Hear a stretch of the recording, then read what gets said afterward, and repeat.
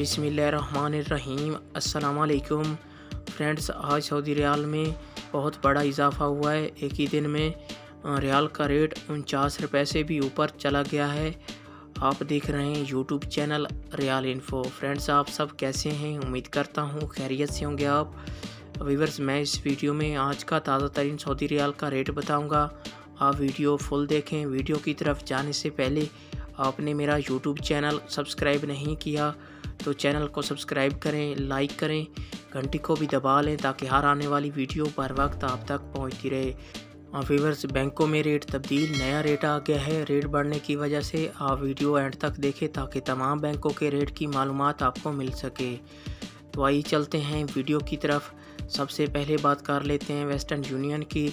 आज पाकिस्तान का रेट दे रहा है 49 रुपये 20 पैसे। इंडिया का आज का रेट दे रहा है 19 रुपये 78 पैसे।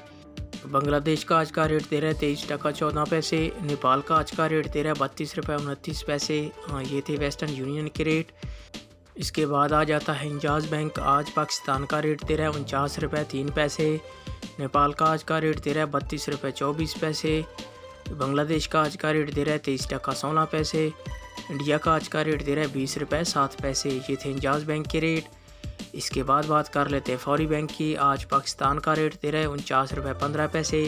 इंडिया का आज का रेट दे रहा है 19 रुपये 98 पैसे।